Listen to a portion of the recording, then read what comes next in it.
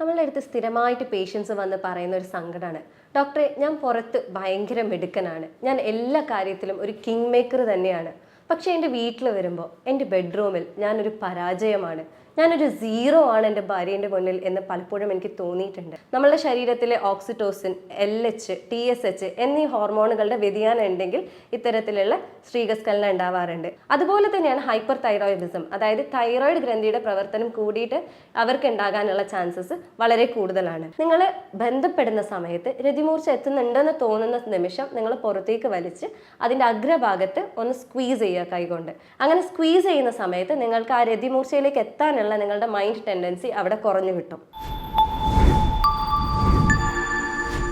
നമ്മളുടെ അടുത്ത് സ്ഥിരമായിട്ട് പേഷ്യൻസ് വന്ന് പറയുന്ന ഒരു സങ്കടമാണ്, ഡോക്ടറെ ഞാൻ പുറത്ത് ഭയങ്കര മിടുക്കനാണ്, ഞാൻ എല്ലാ കാര്യത്തിലും ഒരു കിങ് മേക്കർ തന്നെയാണ്, പക്ഷേ എൻ്റെ വീട്ടിൽ വരുമ്പോൾ എൻ്റെ ബെഡ്റൂമിൽ ഞാനൊരു പരാജയമാണ്, ഞാനൊരു സീറോ ആണ് എൻ്റെ ഭാര്യേൻ്റെ മുന്നിൽ എന്ന് പലപ്പോഴും എനിക്ക് തോന്നിയിട്ടുണ്ട്. സ്ത്രീകസ്ഖലനം എന്ന് പറയുന്നത് എൻ്റെ ലൈഫിൽ ഒരു വലിയ വില്ലനായി മാറിക്കൊണ്ടിരിക്കുകയാണ്. എൻ്റെയും എൻ്റെ വൈഫിൻ്റെ ഇടയിലുള്ള ബന്ധം ഭയങ്കര കയ്പേറിയതായിക്കൊണ്ടിരിക്കുകയാണ്. ഞങ്ങൾ തമ്മിൽ ഡിവോഴ്സ് ആയി പോകുമോ എന്ന പേടിയിലാണ് ഞാനിപ്പോൾ ജീവിക്കുന്നത് എന്ന്.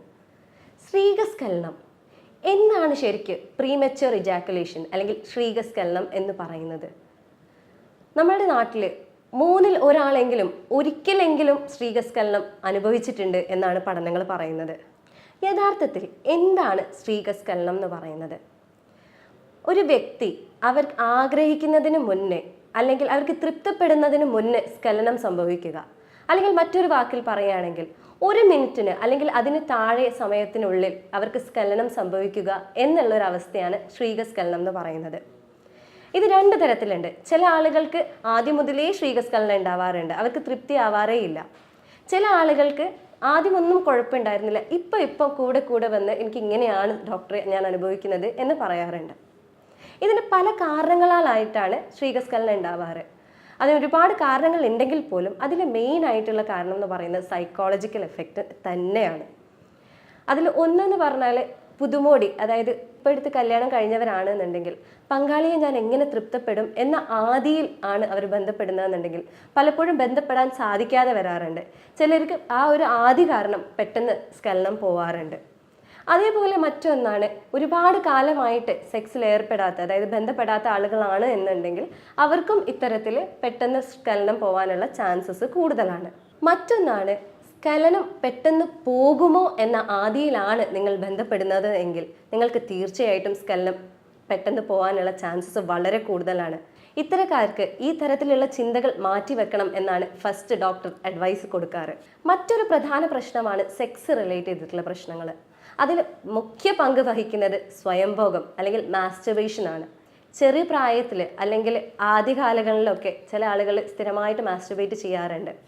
ഇപ്പോൾ എൻ്റെ അടുത്ത് വന്ന ഒരുപാട് പേഷ്യൻസ്, എനിക്ക് തോന്നുന്നു 25 മുതൽ 30 വരെ വയസ്സിൻ്റെ ഇടയിലുള്ള ആളുകൾ പോലും പറയാറുണ്ട്, ഡോക്ടർ എനിക്ക് സ്ത്രീകസ്ഖലനമാണ്, ഞാൻ എന്താ ചെയ്യേണ്ടതെന്ന് എനിക്കറിയില്ല, ഞാൻ കല്യാണം കഴിച്ചിട്ടില്ല, ഇനി കല്യാണം കഴിച്ചു കഴിഞ്ഞാൽ ഇതേ അവസ്ഥയാവുമോ എന്ന ഭയപ്പാടോട് കൂടിയാണ് ഞാൻ നിങ്ങളെ വിളിക്കുന്നത് എന്ന്. അപ്പോൾ ഇതിൻ്റെ ഒരു പ്രധാന കാരണം എന്താണെന്ന് വെച്ചാൽ, സ്വയംഭോഗം ചെയ്യുന്ന സമയത്ത് ഏതൊരു വ്യക്തിയും പെട്ടെന്ന് രതിമൂർച്ചയിൽ എത്താനാണ് ആഗ്രഹിക്കാറ്. അതിനനുസരിച്ചാണ് അവരവരുടെ ബോഡിനെയും ബ്രെയിനിനെയും എല്ലാം ട്യൂൺ ചെയ്ത് വെക്കുന്നത്. ഈ ട്യൂണിങ് സ്വാഭാവികമായിട്ടും അവരവരുടെ പങ്കാളിയുമായിട്ട് ബന്ധപ്പെടുന്ന സമയത്ത് അതേപോലെ അവിടെ അപ്ലൈ ആക്കപ്പെടുകയാണ്. അതുകൊണ്ട് തന്നെ പെട്ടെന്ന് സ്ഖലനം പോകാനുള്ള ചാൻസസ് കൂടുതലാണ്. ഇതുപോലെ മറ്റൊരു കണ്ടീഷനാണ് ഉദ്ധാരണക്കുറവ്, അല്ലെങ്കിൽ ഉദ്ധാരണം ബുദ്ധിമുട്ട് കണ്ടുള്ളവരാണെങ്കിൽ അവർക്ക് പെട്ടെന്ന് ഉദ്ധാരണം പോയി പോകും. അപ്പോൾ അതിൻ്റെ മുന്നേ തന്നെ എനിക്ക് സ്ഖലനം സംഭവിക്കണം എന്ന് ആഗ്രഹിക്കുന്നവർ ഈ തരത്തിൽ തന്നെ ട്രൈ ചെയ്യാറുണ്ട്. അപ്പോൾ അവരുടെ ഉദ്ധാരണക്കുറവിൻ്റെ പ്രശ്നം മാറിയാൽ പോലും, നോർമൽ ആയാൽ പോലും വീണ്ടും അവർക്ക് ഈ ഒരു തരത്തിലുള്ള സ്ഖലനം പെട്ടെന്ന് പോകാനുള്ള ചാൻസസ് കൂടുതലാണ്. ചില രോഗകാരണങ്ങൾ ഇതേപോലെ സ്ത്രീകസ്ഖലനം ഉണ്ടാക്കാറുണ്ട്. അതിൽ പ്രധാന ഒന്നാണ് ഹോർമോണൽ ഇംബാലൻസ് എന്ന് പറയുന്നത്.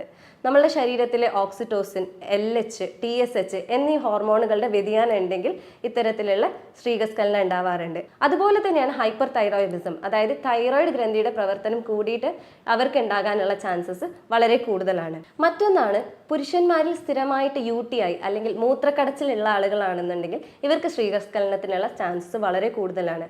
അതേപോലെ പ്രോസ്റ്റേറ്റ് ഇൻഫെക്ഷൻ ഉള്ള ആളുകൾക്കും ഇത്തരത്തിൽ ഉണ്ടാവാറുണ്ട്. സ്ത്രീകസ്ഖലനം എന്ന് പറയുന്നത് ഒരു മാരരോഗമാണോ എന്നാണ് ഇനിയൊരു ചോദ്യം എന്ന് പറയുന്നത്. ഇത് മരുന്ന് കൊണ്ട് മാത്രമേ മാറുകയുള്ളൂ അല്ലെങ്കിൽ ഇത് മാറുകയില്ലേ എന്ന സംശയമാണ് സ്ഥിരമായിട്ട് ആളുകൾക്ക് ഉണ്ടാവാറ്. ശ്രീകസ്ഖലനം എന്നുള്ളത് ഒരു പരിധി വരെ നമ്മൾക്ക് മരുന്നില്ലാതെ തന്നെ മാറ്റിയെടുക്കാവുന്നതാണ്. ഇതിന് വേണ്ടത് ഈ 6 കാര്യങ്ങൾ നിങ്ങൾ ശ്രദ്ധിക്കുക എന്നുള്ളതാണ്. ആദ്യമായിട്ട് സ്ഖലനം സംഭവിക്കാൻ അല്ലെങ്കിൽ സ്ഖലനത്തിനെ സഹായിക്കുന്ന കൺട്രോൾ ചെയ്യുന്ന ഒരു മസിൽ ഉണ്ട് നമ്മുടെ ശരീരത്തിൽ. അതിനെയാണ് പ്യൂബോ കോക്സിജീനസ് മസിൽ എന്ന് പറയുന്നത്, അല്ലെങ്കിൽ നമുക്ക് PC മസിൽ എന്ന് പറഞ്ഞ് ഓമന പേരിട്ട് വിളിക്കാം. ഈ മസിലിനെ നമ്മൾ സ്ട്രെങ്തൻ ചെയ്യുകയാണെങ്കിൽ അല്ലെങ്കിൽ അതിൻ്റെ ബലം കൂട്ടുകയാണെങ്കിൽ നമ്മൾക്ക് ഒരു പരിധി വരെ നമ്മളുടെ സ്ഖലനം കൺട്രോൾ ചെയ്യാൻ ഇത് സഹായിക്കും. അപ്പോൾ എങ്ങനെയാണ് ഇതിനെ കണ്ടെത്തുക അല്ലെങ്കിൽ എങ്ങനെയാണ് ഈ മസിലിനെ തിരിച്ചറിയുക എന്ന് വെച്ചാൽ, നിങ്ങൾ മൂത്രം ഒഴിക്കുന്ന സമയത്ത് ഒന്ന് മൂത്രത്തെ കൺട്രോൾ ചെയ്യാൻ ശ്രമിക്കുക. നിങ്ങൾ ഈ മൂത്രത്തെ കൺട്രോൾ ചെയ്യുമ്പോൾ അവിടെ ഒരു പേശിയെ സങ്കോചിപ്പിക്കുന്നതായിട്ട് നിങ്ങൾക്ക് തോന്നും. അപ്പോൾ ഈ മസിലിനെ നിങ്ങൾ ശ്രദ്ധിക്കുക. എന്നിട്ട് നിങ്ങൾ മലന്ന് ഒരു സ്ഥലം കിടക്കുക.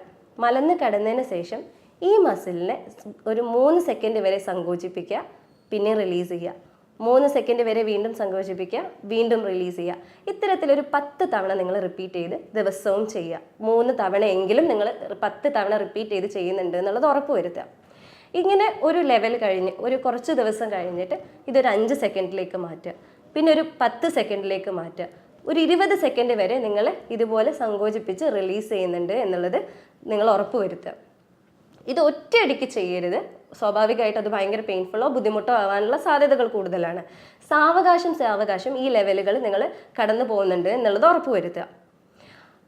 ഇത്തരത്തിൽ നിങ്ങൾ സ്ഥിരമായിട്ട് ചെയ്യുകയാണെങ്കിൽ നിങ്ങൾക്ക് നിങ്ങളുടെ ഈ ഒരു മസിലിനെ നല്ല രീതിയിൽ സ്ട്രെങ്തൻ ചെയ്യാനും ഒരു പരിധി വരെ നിങ്ങൾക്ക് നിങ്ങളുടെ സ്ഖലനത്തെ കൺട്രോൾ ചെയ്യാനും ഇത് സഹായിക്കും.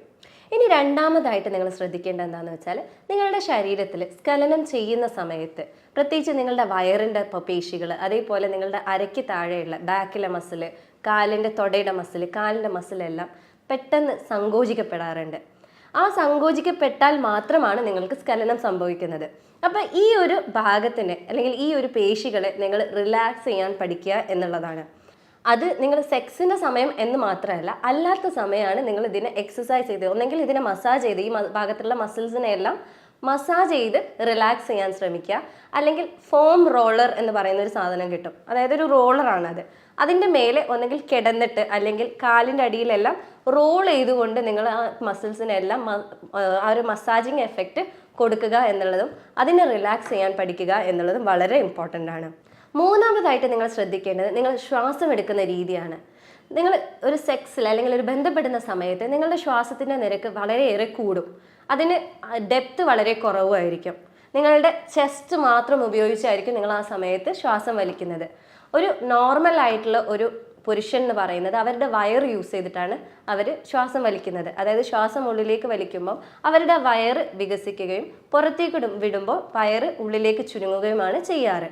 അപ്പം ഇത്തരത്തിൽ നിങ്ങൾ നോർമലായിട്ട് ഇരിക്കുന്ന സമയത്ത് ഈ ബ്രീതിങ് പാറ്റേൺ നിങ്ങൾ സ്ഥിരമായിട്ട് പ്രാക്ടീസ് ചെയ്തുകൊണ്ടേയിരിക്കുക. ഇത് നിങ്ങൾ ചെയ്യുന്നുണ്ട് എന്നുള്ളത് പ്രാക്ടീസ് ചെയ്തുകൊണ്ടേയിരിക്കുക. അതുപോലെ തന്നെ നിങ്ങൾ സെക്സിൻ്റെ സമയത്ത് അല്ലെങ്കിൽ ബന്ധപ്പെടുന്ന സമയത്ത് രതിമൂർച്ച എത്താനാവുന്നുണ്ട് തോന്നുന്ന സമയത്ത് നിങ്ങളുടെ ബ്രീതിങ് പാറ്റേണിനെ നിങ്ങൾ കൺട്രോൾ ചെയ്യാൻ ശ്രമിക്കുകയാണെങ്കിൽ ഒരു പരിധി വരെ നിങ്ങൾക്ക് നിങ്ങളുടെ സ്ഖലനത്തിന് അവിടെ കൺട്രോൾ ചെയ്യാൻ സാധിക്കും. ഇനി നാലാമതായിട്ട് ശ്രദ്ധിക്കേണ്ടത് നിങ്ങളുടെ മൈൻഡ് സ്റ്റേറ്റ് ആണ്. നിങ്ങൾ സെക്സ് ചെയ്യുന്ന സമയത്ത് അല്ലെങ്കിൽ നിങ്ങൾ ബന്ധപ്പെടുന്ന സമയത്ത് നിങ്ങൾ നിങ്ങളിലേക്ക് തന്നെ ഫോക്കസ് ചെയ്യുന്നത് കുറയ്ക്കുക. പകരം നിങ്ങൾ ഒന്നെങ്കിൽ നിങ്ങളുടെ പങ്കാളിയെ ഫോക്കസ് ചെയ്യുക, അല്ലെങ്കിൽ നിങ്ങൾ നോൺ സെക്ഷൽ ആയിട്ടുള്ള കാര്യങ്ങൾ, അതായത് ഇന്ന് രാവിലെ എന്താണ് കഴിച്ചത്, ഇനി നാളെ എങ്ങോട്ടേക്കാണ് പോകുന്നത്, എങ്ങനെ എന്തും ആവാം. അങ്ങനെ ആ നോൺ സെക്ഷൽ ആയിട്ടുള്ള കാര്യങ്ങളെക്കുറിച്ച് ആലോചിക്കുമ്പോൾ ആ ഒരു രതിമൂർച്ചയിലേക്ക് എത്താനുള്ള ആ ഒരു ചാൻസ് അവിടെ കുറയുകയാണ് ചെയ്യുന്നത്. ഇനി അഞ്ചാമതായിട്ട് വേണ്ടത് നിങ്ങളുടെ ത്രഷ് കുറയ്ക്കുക എന്നുള്ളതാണ്.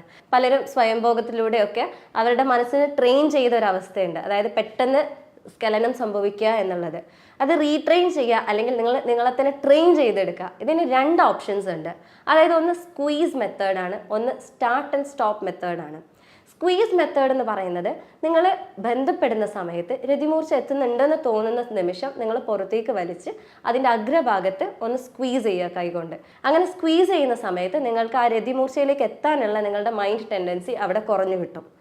രണ്ടാമത് പറഞ്ഞ സ്റ്റാർട്ട് ആൻഡ് സ്റ്റോപ്പ് മെത്തേഡ് എന്ന് പറയുന്നത് നിങ്ങൾ സെക്സ് ചെയ്യുക, അതായത് ബന്ധപ്പെടാൻ തുടങ്ങി രതിമൂർച്ചയിലേക്ക് എത്തുന്നുണ്ടെന്ന് തോന്നുന്നതിന് തൊട്ട് മുന്നേ പുറത്തേക്ക് വലിച്ച് ഒരു 30 സെക്കൻഡെങ്കിലും നിങ്ങൾ നിർത്തുക.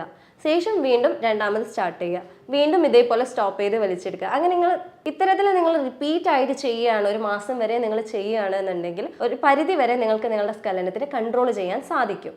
മറ്റൊന്നാണ് ഹൈപ്പർ സെൻസിറ്റിവിറ്റി എന്നുള്ള അവസ്ഥ. അപ്പോൾ ഈ അവസ്ഥയെ മാറ്റിയെടുക്കാൻ വേണ്ടിയിട്ട് കോണ്ടംസ് ഉപയോഗിക്കുകയാണെങ്കിൽ നിങ്ങൾക്ക് ഇതേപോലെ ഒരു പരിധി വരെ നിങ്ങളുടെ സ്ഖലനത്തിനെ വൈകിപ്പിക്കാൻ ഇത് സഹായിക്കും. ഇന്നത്തെ വിപണിയിൽ ഇതിന് വേണ്ടിയിട്ടുള്ള ഒരുപാട് ക്രീമുകളും സ്പ്രേകളും അവൈലബിൾ ആണ്. ഇത് നിങ്ങൾ അമിതമായിട്ടാണ് ഉപയോഗിക്കുന്നതെന്നുണ്ടെങ്കിൽ നിങ്ങളുടെ പങ്കാളിയെയും നിങ്ങളെയും ഇത് ഭാവിയിൽ ബാധിക്കാനുള്ള ചാൻസസ് വളരെ കൂടുതലാണ്.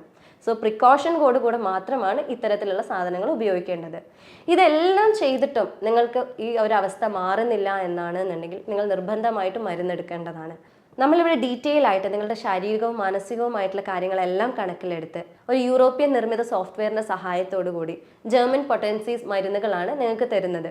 ഈ ഒരു അവസ്ഥയെക്കുറിച്ച് നിങ്ങൾക്ക് കൂടുതലായിട്ട് അറിയണം എന്നുണ്ടെങ്കിൽ നിങ്ങൾക്ക് എന്നെ കോൺടാക്ട് ചെയ്യാവുന്നതാണ്. ഞാൻ doctor Hiba Abdul Majeed, doctor Basil's homeo hospital, Pandikkad, Malappuram ജില്ല.